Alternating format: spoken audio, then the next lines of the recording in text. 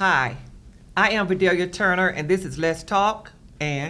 Omar Ali with Ali Development. And today we are interviewing for District 5, Atlanta Board of Education seat, and we are going to interview Mr. Raynard Johnson. And why am I holding that up? Because that looks like Maynard Jackson. For all the old Atlantans that are here, okay, y'all may be able to appreciate that. This is not a campaign plug, just showing it to you. All right, so let's get started. And thank you for being here today. Thank you for the invitation. Tell Atlanta who you are briefly and what you do for a living. Okay, my name is Raynard Johnson. I'm a candidate for the Atlanta School Board District 5 seat. I'm a native of Atlanta. I'm a graduate of Atlanta Public Schools, Southwest Atlanta High School. I'm also a graduate of Boston College, where I hold a degree in computer science. And I have over 40 years of experience in software development, information systems, and process improvement. I work for companies from Bell South to Home Depot to UPS to Ernest Young to all myriad of companies. And if you look at Atlanta Public Schools as a system in itself, and currently I'm a logistics analyst at FedEx.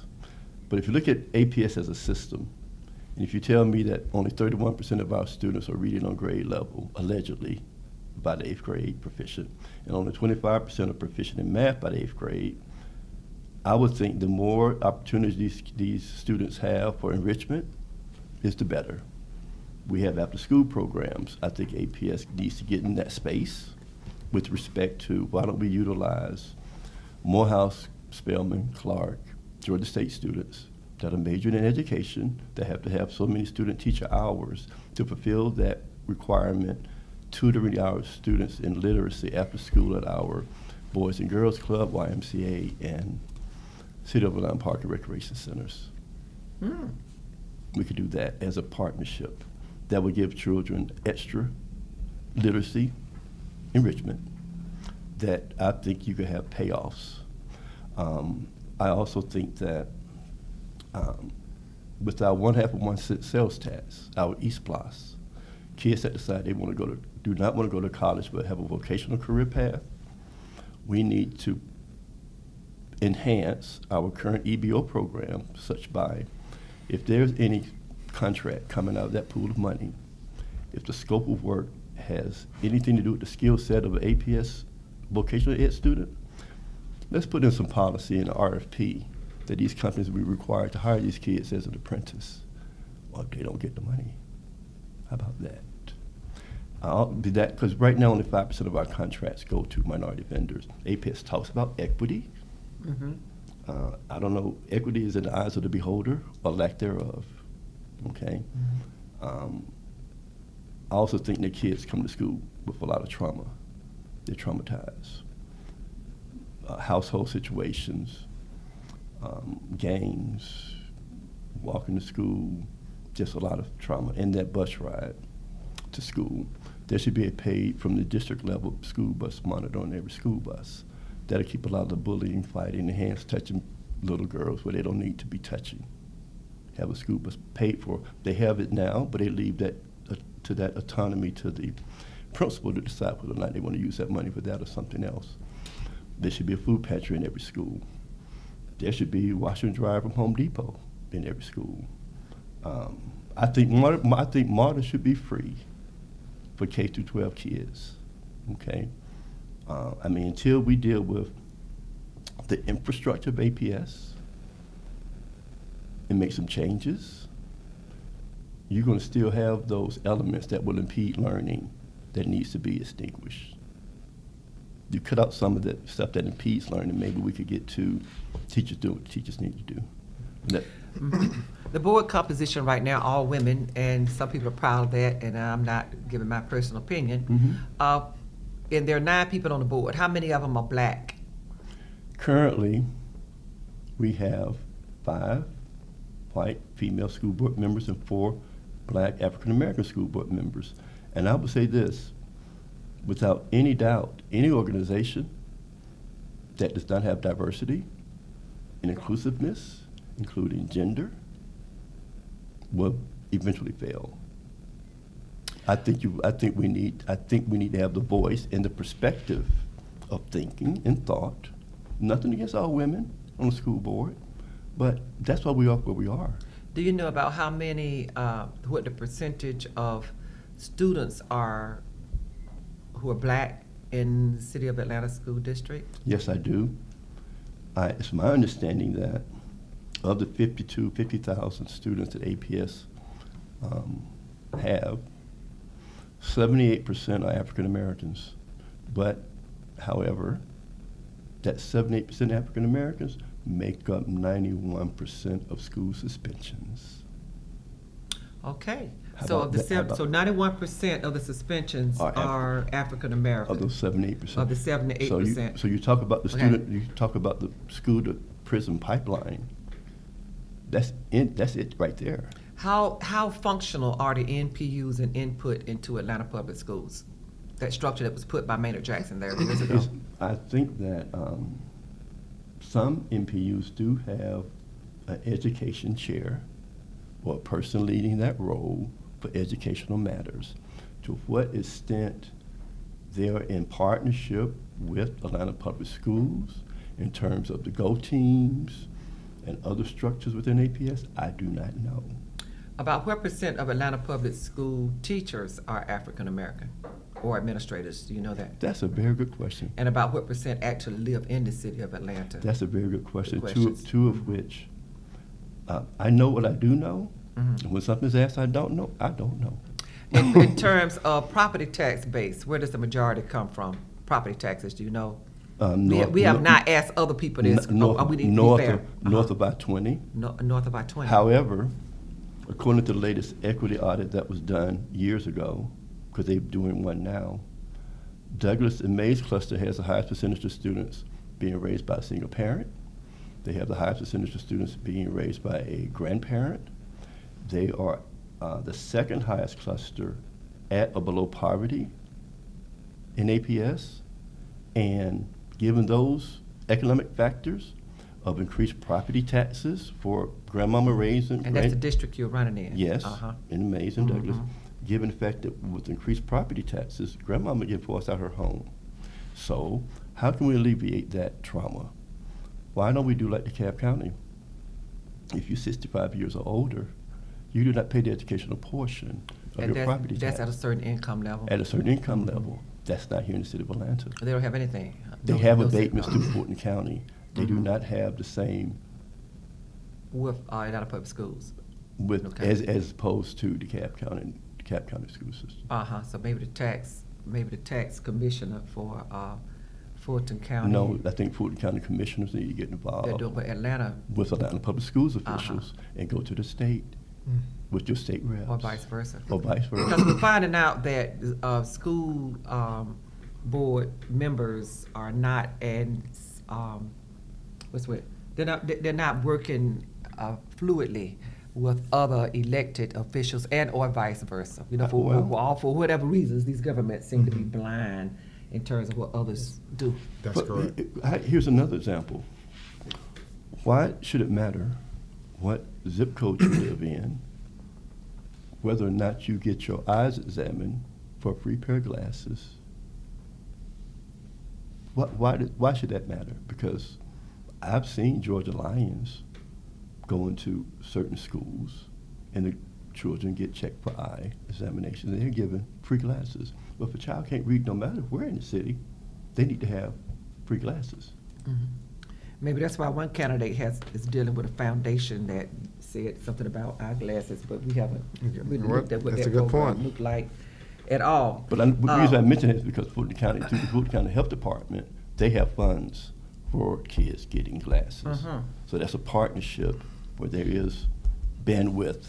So who all knows that Fulton County has that? Through the Fulton, it's my understanding that through the Fulton County Health Department, It's through them, but I wonder how many. they have monies for funding for children. I wonder how many parents know that. But that entity in Fulton County needs to be close in partnership with all of APS. Right. So- And vice versa. And vice Because it look versa. good come campaign time. And then they say, well, you know, I'm the Fulton County Commissioner here, and I did, anyway. Speaking Okay. of- Oh, wait a minute, one more No, question. go ahead. the majority of property taxes paid to Atlanta Public Schools. That's just one funding source for Atlanta Public Schools. So they get money from, like 52%. 52% is from the north end. Half of that 52% of total? Yeah, the property taxes, where do most of them come from? Which end of the city? North Atlanta. North Atlanta. Okay, and what percentage of students are coming out of North Atlanta? Probably close to that 12% of students that are not getting in trouble. So that also tells That are getting in us trouble, why who are people not who being are punished. paying more property taxes, I'm not saying if it's right or wrong, but people who are paying these large property taxes versus folk who are not, who are renters, who are in affordable, whatever, low income housing, et cetera, Back to economics, keeps yeah. getting the brunt because they're not equitably paying. That's correct. Regardless of what we believe in, reality is folk with the money are the ones that's doing the ruling. I would say that is a phenomenon that has been existing Forever. in social Atlanta For a while. for decades. However, I do think that even though North Atlanta does pay a higher proportion, for instance, the point I'm trying to get to is this. We have a lot of mobile students that are mobile, moving from school to school, transitioning. I think that if there's an area in your district that has a high population of mobile students, and whether it's Section 8 housing, whether it is dilapidated housing from an apartment complex, there should be a pro bono attorney, real estate attorney, in that central office of that school to give assistance to prevent, again, another trauma of a kid getting kicked out of their place or parents getting kicked out. Are there any other organizations in your area that are aligned with you on your ideas? My ideas, that idea of just the pro bono attorney, well, currently Purpose-Built Schools does it. Okay. Currently Purpose-Built Schools has And it. they do it for all of the schools? They do it just for Purpose-Built Schools. Okay, thought so. Purpose-built schools is I don't care what charter schools say, they can handpick their students. Some of these companies that Cherry are run pick by and a folk, lemon, they can cherry pick and lemon drop. all kind of ways. And lemon drop. So does But that mean any other organizations, any ministers, any social organizations, any I think labor I unions? think that if there is a voice coming from the Atlanta Board of Education in consensus with the board, with the mayor, with the Fulton County Commissioner Chair, with your delegation from the State House of the Legislative Black Caucus, who have representatives, I know. collectively, You can make anything happen collectively. collectively, in partnership, and you cut out all the infighting, collectively, if it's for children. For instance, like I said, MARTA should be free. But let's go back to something. The MARTA idea is a great one. I like that. I like the fact of having those attorneys there. He's talking about Yep. pro bono and all. These are wonderful, wonderful ideas. And we know that we have elected officials that have done some good things. And of course, they also are busy with some other agendas. Let's say that you were not counting on any of the elected people at all. Mm-hmm. And you're rising from the bottom. I mean, democracy at work. Mm-hmm. Are there people and organizations that are agreeing with you that would help keep this agenda on the burner until it's cooked?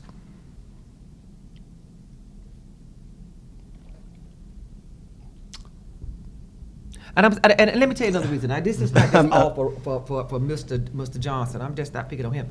But you know, I find the same thing with employees. I mean, they have so many different interests until they don't unite. If employees unite, they can do just about anything they wanted to do. And I don't care what these board people are saying about. We hear from teachers. What teachers? Handpicked teachers, ombudsman teachers, your relative. What teachers? Who chose the teacher for the GO team? How did they get there? Why others are not participating? I mean, this is a systemic problem that people ain't addressing. Because we don't have those kind of champions out in that's speaking with the bullhorn. And sometimes when they speak with the bullhorn, guess what the news media would do? They're lone Cut it wolf. off. They cut it off. Or they're lone wolf. They cut it off. And they go right back to the soap opera style news. Stay tuned after this break. Well, I would just say that I have been in conversations with ranking officials of the AU Center, and I bounced that idea off of them with respect to engaging AU Center students that are majoring in education to tutor these kids after school to fulfill whatever student-teacher hours it may be. I would think that with the right voice, with the right opportunity to engage the public in unison with a 9-member school board, I think you can leverage a lot of things, such as Atlanta Public Schools owns a license to WABE and Channel 8 and Channel 30. Channel 8 and 30 are used for the public access channels that are a requirement for FCC, but APS owns the license to it. Comcast is required to have public access channels. They have an agreement every so many years with the city of Atlanta. That next rollout of a contract with Comcast, the Atlanta School Board needs to be in those conversations to leverage Comcast to provide free Xfinity, Wi-Fi, internet. It's already out here in the airwaves to APS kids. And so MPUs will be very good at making sure that those agendas are carried. You know, Agreed. even if he's elected to the board, he's only one voice. And we don't see those kind of ideas being put forth. Yeah, because Xfinity Wi-Fi is already out here. The kids shouldn't have eaten that $9.99 plan. I'm not trying to put a box in your house. I'm just saying with all the hot spots and nodes of Xfinity Wi-Fi, because it's a free access benefit to any Comcast customer. You get it free. Well, give it to free kids free. Yep. Go ahead. So, speaking of partnerships, just want to be clear: are you for or against? What is your position on partner schools? Financially, I am aware of the fact that due to budget process, KIPP schools, state charter, partner schools are paid off the top before any penny is divvied out for traditional schools. Given that fact, they're going to get their money off the top. We get the handouts of what's left. I think that we've seen this experiment with purpose-built schools. I do not know what metrics or service level agreements from a business perspective is in that contract. How is that possible that a private entity gets their funding or their money before the public schools? I could only assume it's either policy or practice. Contract they entered into with a lot of public schools. The fact that Through the that state. constitutional amendment was passed over there, one of the reasons why we didn't support certain folk for governor at the time. It would not come out and fight it, and in some instances went back and signed legislation that we had already fought and won at the state level against amendments. But all that was put in place under Governor Deal, started by Governor Perdue. And you can go back further than that, A Nation at Risk and et cetera, those reports on Ronald Reagan and all, and then they start looking at Betsy DeVos, which she did with Teach for America, and how this charter industry came about. I remember Jason Estevez saying to me, Albert Shanker, president of the American Federation of Teachers, came up with charter schools. I said, not these kind of charter schools. And we already know what these charter school companies can and cannot do. They do as well, but not better than most public schools. But they have those heavy contracts that were handed to them in the blind by somebody that had an interest. Now these people are moving up. They're moving up through City Hall. They're moving up in the state capitol, and they're moving on up. And that's what we are fighting here, because they're looking at that big piece of pie. Yep. Well, I think it should be some way of looking at that contract with purpose-built schools to determine whether or not, and this comes back to the audit and accountability governance part of the school board, there should be some yearly, bi-yearly review of performance with charters. Pure transparency, held to the same standards.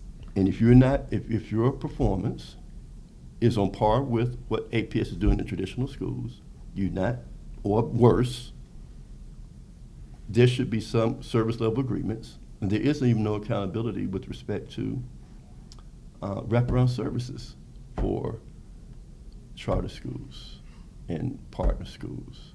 We do not know what social services are being done for how many kids or what they do.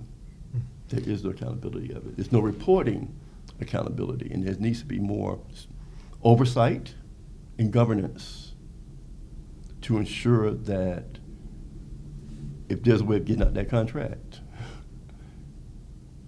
that experiment didn't go well, beyond what the political, beyond what the two primary entities, Cousins Properties and a former name of a former mayor, wanted to do.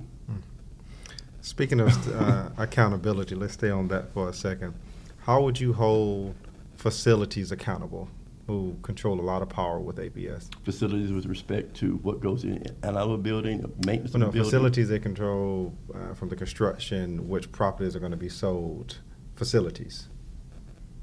I know there's a backlog of properties that they've been looking at. Yeah, I know that. But Does that question relate to that? No, the question was how would you hold them accountable? Hold who accountable? Facilities. Department. Yes. For the maintenance of it, or just having it, or releasing it, or? No, so facilities dictate which properties are sold. They dictate Right. They have an which assessment. developer that it's going to be sold to. Facilities come up with the master facility plan. Correct. All of that. So In other words, they in control of real estate. that's correct. And That's the magic key. And That's Atlanta right. Public Schools is the largest entity in the city of Atlanta that holds property. So let me just give you an example. So facilities, they could delay a schedule tremendously on which particular property would be sold or not sold. Based upon the availability of who they want to get the contract to for sell it to. I don't know. That's my question posed to you. How to hold them accountable. Mm-hmm. How to make it more transparent. How to There's- make it fairer There for people. should be, again, an annual review of where we are with respect to that department as any other department. The same way the budget cycle goes through the city of Atlanta, you have those higher chiefs up at city council. Mhm. You know how they do that, and you get questions after questions after questions for stuff. There should be the same level of scrutiny asked of the administration in those departments, however it leads up, because at the budgetary process, that's where it starts. Okay. I have a question. Candidates don't usually like to talk about other candidates, not on this level anyhow. But you are running in a position where you have an incumbent holding that seat. Why should the voters replace that person and elect you? The person may hold a seat, but it's only about policies you put forth while having it. This person has been on the school board for 5.5, going on 6 years. This is where we are. I think we could do better. And I come from a systems perspective. I have never seen the incumbent person pull any piece of legislation for separate discussion for any contract. I've never heard this person question whether or not are there any minority vendors that could do the same work. But this is where we are. I'm putting forth progressive ideas that could be policy initiatives immediately for the betterment of Atlanta Public Schools children. Is it the person didn't do it, or they couldn't get past a board that was not necessarily where they could get the votes from? I don't even think the thoughts have come up. And I'm not questioning no one's intellect or rational level of speaking. Other than the policy regarding human sex trafficking and domestic violence, or equity. She says she co-wrote the equity policy. But where's the beef? Where's the beef? Only 5% of the contracts go to minority vendors. 90%, and that needle has not moved. And I wonder how many at the city level go to minority vendors. It's more I than mean, the city of Atlanta. yeah, for the airport and the I'm talking about the overall public- contracts in the city of Atlanta. I wonder what percentage goes It's to like minority 25. vendors there. But 25 is or it that more. high? It's- 25% or more? or more. City of Atlanta. Mhm. Okay, But it's 5% at APS, meaning, 5% APS. Okay. and that's why I would like to put in policies whereby any contract coming out of eSPLOST money, if the scope of work, be it for HVAC, plumbing, bricklaying, deals with whatever scope of work, let's put in RFP that you will be required to hire somebody as an apprentice. And perhaps be more open with the public as to if people have the capacity to do that work. Absolutely. Because if they don't have the capacity or can't, or Or they don't unable to know. build the capacity, Right. then they still can't get contracts. And that's why I think they've now learned to break up big bulks of contracts in smaller pieces so that those portions can be Subcontract. be, Think different artists. be picked up as not a So- sub, but just a different part of the overall picture. No, you're correct. Oftentimes, we look at the state level, what the state is doing, but from the local municipalities to the school, the same scrutiny should be put on them for minority participation. All the way down from city hall to school districts. Well, let's Even say- in terms of who they do banking with. Mr. Johnson, have you had an opportunity to look at that? Because it's $1.7 billion budget. You would think Who do we bank with? is the only big black bank here was the Citizen Trust Bank.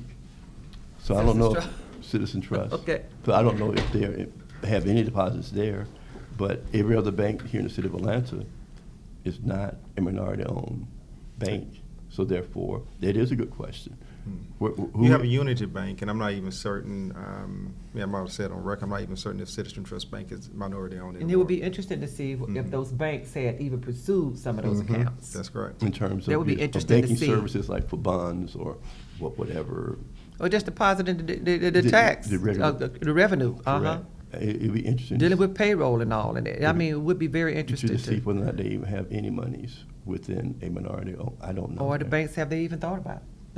You know, Well, I good don't question. know. Well, again, you have leadership at the Atlanta Business League. Nothing against the executive director, but there are entities out there that APS should be engaged with, so that that representation of equity is transparent. And certainly, perhaps on another level, the business league may be Right. engaged. So how's this possible? We've had black minority superintendents out there, another. How's this still possible? What, there's only 5% of the contracts going to minority? Everything that we're discussing, from the banking to minority contracts, the disparity between schools on the north side, south side, we've had the minority superintendents over and over, so how is this still possible? And a minority board, There you go. not until recently. The board chair sets priorities. The board chair and the superintendent sets priority. The board chair collectively represents the rest of the 8 school board members. Whatever policies they want to put forward collectively, they pursue. So- if those policies are not pursued, Uh-huh. that means clearly it has not been pushed. All right, so Mr. Johnson, with the after right- Beverly Hall, the superintendents that we had out of Beverly Hall, we had. Canada? No. After Beverly Hall, We had Errol Davis. we had Davis, that's right. Errol Davis, Then we was had put there by Costa- Governor Perdue. Then we had Kostarfin. And then we had Kostarfin, and I remember how Kostarfin was with this OSD thing with Courtney and all of them when they Right. were on the board, and Jason Estevez knew and doing the rah, and all those folks put there by TFA. And Who was then- after Kostarfin? Herring. Okay, then she just left, Lisa Harris. And now we have an interim superintendent, Dr. Battle. Dr. Battle. So we have, and Errol Davis had a business background, self-made Mm-hmm. millionaire and that kind of thing. But, and I think he was on the board of Regents also. He was, or Mhm. is. Mhm. So when we have under those superintendents, who were the board chairs? Going back to. Courtney English, Before Courtney, it was LaShondra, was it LaShondra? under Butler Errol Burks? Davis, who was I it? think under LaShondra Butler Burks was under Earl Davis. Was LaShondra Butler Burke still there when Errol Davis served? No, that was after the cheating scandal thing, right? Right. Right. So who came? It's interesting. So Na- who was it Nancy was the Meister? chair? Don't It know. wasn't Nancy Meister. I know Courtney English served as chair for a while. He served as chair. And then we had Jason Yes, Estevez yes. as chair, and we had Ishay Collins as chair. I'm wondering who was before We need to go back and look at all those, because see, we didn't support any of those candidates, so we just gonna be open with it. Teachers organization didn't. Before Courtney, it was never Johnson. But I was going after that cheating scandal when all of those board members left.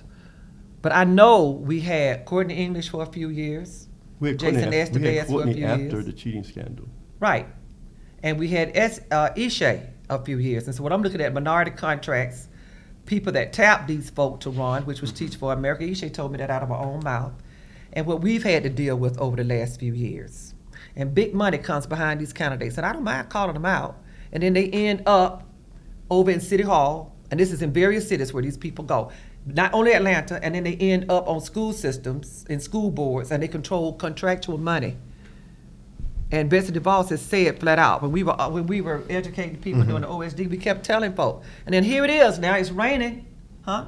Here it is now, you got to get on Noah's Ark. Some of those folks died before we completed that ark because it's raining. Here it is now, judgment. So this is nothing but the fruits of what I know my leadership and some others were screaming back then. But then everybody else would hush. In this city also, we were looking at who was supported for state school superintendent. I was so shocked when I saw people names come out that they knew darn well why we weren't supporting that person in the past for state school superintendent.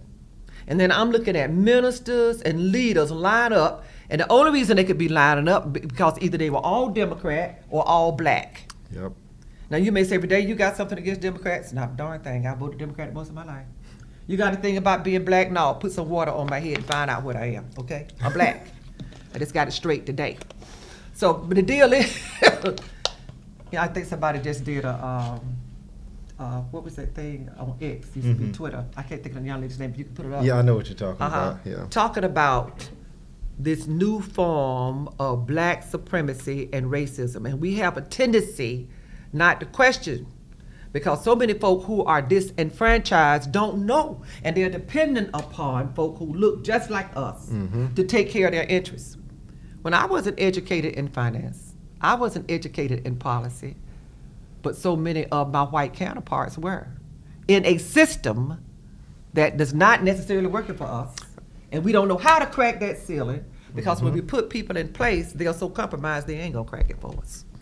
So in Atlanta public schools, I know this is not my interview, but I love some of your ideas. We were just sitting here listening, and we were talking before you come in here, and there are social ideas that definitely needs to happen. But if we don't have the will or the leadership or to take these folk out, well, y'all don't be right and turn I just think with my proposal, if I could get that message out to the super voters, I believe that anyone with, I don't have an agenda other than being able to say, if on a systemic basis, these are some of the issues, let's alleviate some of those issues and see where we go from there. So you and Erica Mitchell are running for the same seat. Correct. Have you all sat down in the past year or two and had some open, candid conversations? They're just the two of you. Well, interesting that you asked me that. The answer would be definitely, unequivocally, no. She does have her every other month community meeting. Have you asked her for a meeting? No, her community meeting that she has through her Zoom. But have you asked her for a meeting one-on-one? No, because the Zoom meeting that I did ask a question, which was, A, she was not on the dais when the vote was made publicly as to not to renew Heron's contract. Although she was not there, I simply asked, because other board members had publicly indicated through their Zoom community meetings, was it yes or no, did they support or did not support the extension? And I asked Erica, although you were not on the dais, how would you have voted? Quote unquote, this was the response. We're not here to discuss that, Raynard. And I'm not going to answer any of your questions. Meaning, we're not here to discuss that. We're here to discuss community issues. And she did not choose to answer. About how many people are on that call? I don't know, but it's recorded. It's on YouTube. It's on you. It's near the end of it. I will probably be happy to send you the link. No, I just wanted to know, was it a Zoom call? It was a Zoom call. Okay, I would be interested to see how many people are actually attending and or Please. know about it or Well, care to attend. Well, I asked my That's question. interesting. I asked my question on the end. But even regardless of that, I just think that if it's about children, I would have, you asked before, how would I get some of my policy initiatives pushed forward? Yeah, because you got to have 4 votes. Well, I would think anyone who would oppose any of these common sense, rational, systemic policy initiatives, you got something else in your heart that's not towards children.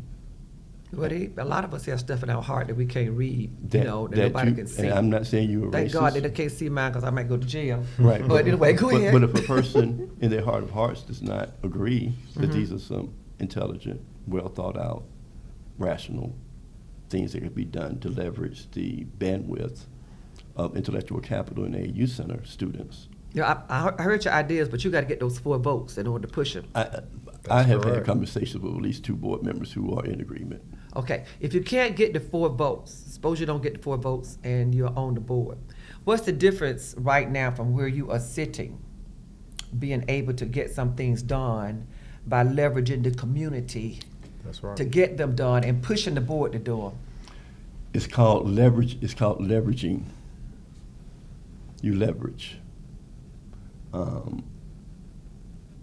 There would be items on a budget that other board members may want. I don't have to agree with you. I could leverage and say, if you want to do that, let's do this.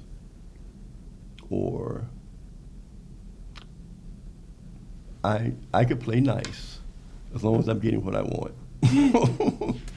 As long as I get what I want, because it has to be a priority from the superintendent and the board chair, because they would be in discussions with the mayor. How do we, just outside of the board right now, how do we grow wealth in the African American community beyond the top 4 or 5%? I don't even know if that's high. That continuously get the wealth and then meet with, can I be candid? Go right ahead. Meet with folk on other sides of town, and all of a sudden they speak differently and all. Y'all gonna get mad at me now. How do we actually grow real black wealth? What does that look like in the community in which you live? How do we really do that? How do we do that? Mhm. We need, stop giving, I call them rebates to big projects that impact the city of Atlanta's children, like the Gulch. Stop doing that. That's more money coming to APS. It's better. Don't nobody how to talk about that, do they? But anyway, go ahead. We don't talk about it. But see, I'm not trying to be funny. I'm just, I know. Mhm. Because those projects go on with or without the exemptions and the rebates, as I call them. Mhm. If you're committed, if a board is committed to growing socioeconomic mobility upward in the Mason-Douglas area, you have to start putting money in those areas. And that's why I would like to have those East Block contracts to the RFP have policy so they hire these kids as an apprentice. That way they might be starting their own business in the next couple of years. That's entrepreneurship, okay? That's bringing money back into the community. These same APS kids that's coming out with vocational ed certifications will be our future business owners. I want to give them a jump start, leveraging our tax dollars. That's what I want to do. I haven't asked anybody else this question too, and while he's talking, the issue that's going on about the new police training facility. What they're calling Cop City. Which part of the city is that in? It's DeKalb County. well, it's part DeKalb and Part part of of Atlanta. It's not too far from the Lakewood area. And who's running in that area for school board? That is part of it is District 1. Then there's another part, District 1, and another one as well. And District 1 has no competition? No, that's Katie Howard. Yeah. We did invite that person, but they chose not to respond for whatever reason. What do you think about, I was talking about black wealth, what do you think about black crime on black in the areas in which we live and our young people that may be involved in any type of illegal activity or gangs or anything. Do you have any thoughts on that at all? That you want to say it's not as much going on as people are saying? The crime is not actually taking place. There's other type of crime, or is there a reason for it? Or tell us your thoughts on that. Because see, this is why we're interested in kids making money. Because when kids can go out, this is anybody actually, and they can make some money doing some illegal things, and they're young and they don't know what the future is going to bring. A lot of times, that's very enticing to them. But there are some legal things they can do, like drone flying. Yeah, that's one. So what do you think about the crime? What do we do right now to curtail that type of crime? What can we say to these young people, to the gangs, to the young people on the street? What promises can we give them? What hope can we give them? Let's find out what is, to a social worker, let's find out what the root causes are with respect to you suspending 91% of these 70% students. Suspension is part of it. Another is folks that just don't want to go to school too. Folks, do we have a high level of students that are just out there absent? So what do we do? What I don't know. I mean, I'm just being honest. No, I don't know all these answers. I hear your question. I just want to hear your thoughts. I may not know all the answers either, but I would say that engagement, meeting them where they are. They're gonna sell me something if I beat them where they are. Anyway, I'm just being facetious. All right, go ahead. We got to get rid of the wrap up. I'm just okay. No, I just think that if you improve the underbelly of the socioeconomic area, economically, you give it a push. You could lift all boats. You can lift boats. So a comprehensive program and a resurrection of some leadership who had an M in front of their name, like had an M in front of their name, because we're in different times. But those kind of leaders is this. You know what I told you to take my interview, but I'm thinking about running for some darn office. However, if the city of Atlanta could have a minority business opportunity program that is withstood judicial muster in courts, and the Atlanta Board of Education is literally right across the street. If it's working over there, it could work over there. Why have you not went over there to find out? That's right. Legislatively, what do they have in place that can withstand the judicial muster that's been withstood since Maine have been here? So I would say we got to get ready to wrap up here shortly. Any more questions? Yes, I do. It will go on forever. Well, I think I think it should be a concern with Atlanta Public Schools receiving money through CARES and having returned now to DC millions of dollars that were unused. I think that should be a concern, that why wasn't the guardrails in place for that not to happen on a governance standpoint? The AFT asked that question. We never got any answers back, but go ahead. Why hasn't, we know they have to do it, but how did we get there? Where was the governance that didn't cover that glitch, if any? But basically, I'm here to say that collectively, in partnership with those who have influence, and they could be white, they could be in North Atlanta, they could be whoever they are, if it's for the betterment of children, let's see where we go. Before the last, I got to ask him right quick. Organized labor. Why wouldn't organized labor support you if they were not going to support you? I don't see why not they would. I don't see any reason why they would not. You can't think of any reason why they would not? Because basically, I think with even the bus drivers. Well, wouldn't the governor support you? So suppose this governor could make the decision if you're going to be on the school board. Tell us why he would not support you. Because I'm not part of that clique. Okay. What clique is that? Whatever that clique that is.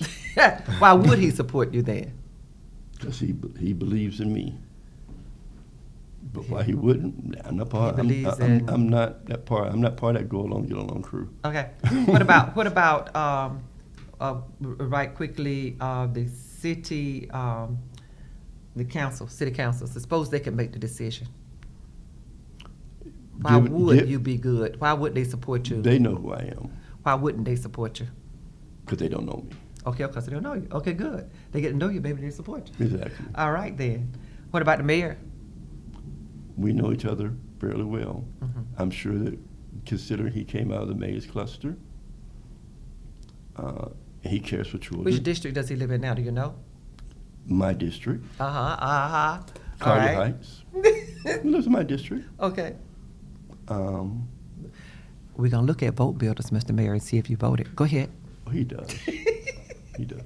I have not had any discussions with Mayor Dickens Okay. regarding any of these matters. Right. But again, from a holistic perspective, from a systemic process improvement perspective, I think that if we don't shore up the infrastructure that surrounds APS internally, Mhm. we don't have a revenue problem. We have a spending problem. Well, I agree with that. And if you give me your budget, I Yeah. will give you. You give me show me your budget and your org chart. I'll show you where your priorities are. One way to organize, I think, and feel some heat on the community is to show folk that budget and how to read it and where it's going to. I I agree, guarantee but- you'll wake up some dead, you know what's out there.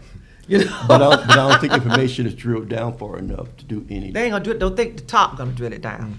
People like you and in the community and the people, that's what's gonna have to happen. For instance, I'm happy you brought that up, and I'll just say this: I'm happy you brought that up. But I will say this: in 5 years, Mhm. we have not seen from the District 5 seat a strength, weakness, opportunity, threat analysis of District 5 as to where we are and where we could be. If you can't tell me a SWOT analysis, I've never seen one. You would get that from me, year one. Okay. I'll give you a SWOT. I'll let you know where our SWOTs are. I don't mean Southwest Atlanta. I mean strengths, weaknesses, opportunities, and threats. So All right. that's what I would say regards to that. And I think that with my 40 years experience plus in software development and process improvement, as well as being a black male, I could carry a voice for a lot of scholars that are out there. A black male that can't be blackmailed. I'm just Or saying. anyone this, okay? close to that. All right. Or tarnished. Okay, thank you, Mr. Johnson. We Okay, appreciate thank you so much. for this time. Thank you. And I'm a lot more lively with you. I need to just say that, and I hope it's being recorded because I know Mr. Johnson just in full, and that's why I was more spirited. look, I know. You know, so I was I'm more just trying to spirited with keep you him than any together. other. Because you didn't So give him a nobody- chance to ask any questions. Well,